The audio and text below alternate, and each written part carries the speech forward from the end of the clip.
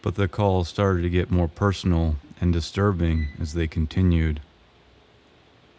The caller began to tell Jane that he was watching her, and to prove it, he would describe in great detail everything in her life. He would describe what clothes she was wearing and where she had been earlier in the day. Naturally, very disturbed by this, Jane began to feel very unsafe and helpless. How are you supposed to fend against or reason with a person when you have no idea who they are or what their motives are? She began taking self-defense classes as a way to feel more secure. As time went on, the phone calls continued. The caller now alternated between being very calm and sweet to sinister and threatening.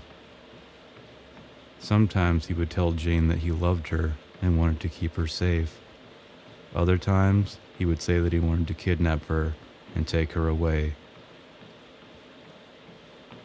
Jane, for whatever reason, did not get the law enforcement involved, nor did she tell anyone besides immediate family. Why she did this remains unclear. Maybe she thought it was an elaborate prank, or maybe she didn't take his threats of violence too seriously.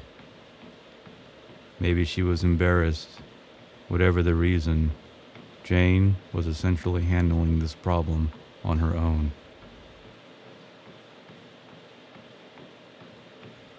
On July 29th of 1988, Jane attended a going-away party for a fellow coworker at Big D's Bar and Grill in downtown Salem.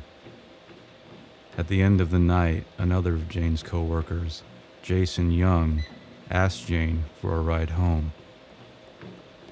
Jane instructed Jason to wait in the bar while she walked down the block to retrieve her car.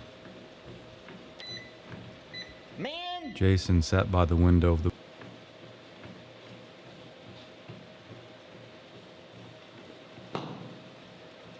bar looking for Jane's car.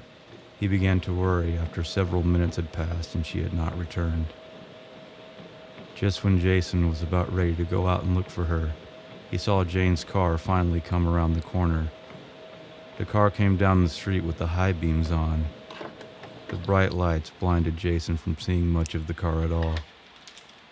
Jason looked on as the car sped past the bar and down the street, disappearing into the night.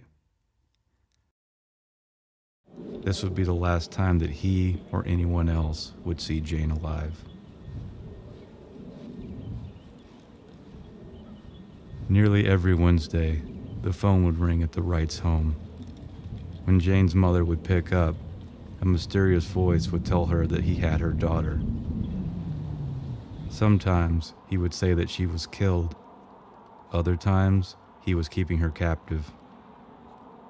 Sometimes he would simply whisper her name several times before hanging up. The police began recording these calls and tapped the Wrights' phone line, but the caller never stayed on the line long enough to allow the call to be traced. These calls continued for 5 years until one Wednesday in September 1993. The Wrights received a phone call instructing them to check their back porch. When they did, they found a brown paper bag containing the scarf that Jane had been wearing the night of her disappearance, along with a letter that simply read, "Got it?"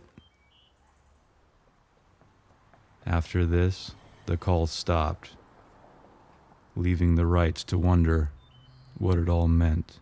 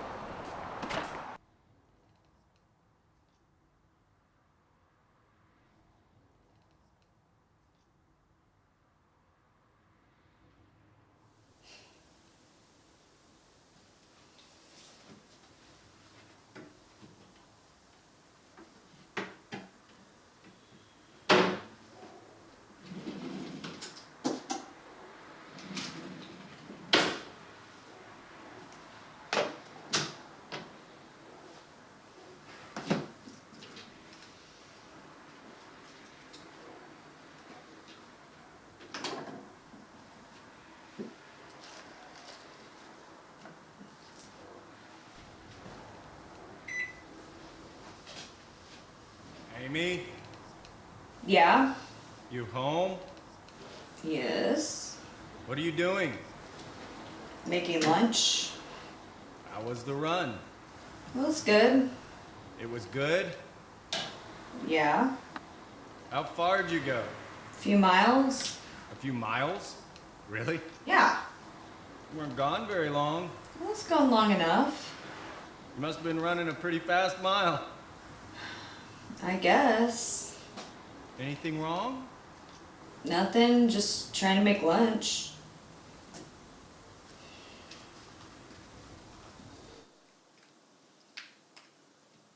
Now, there are some theories about this.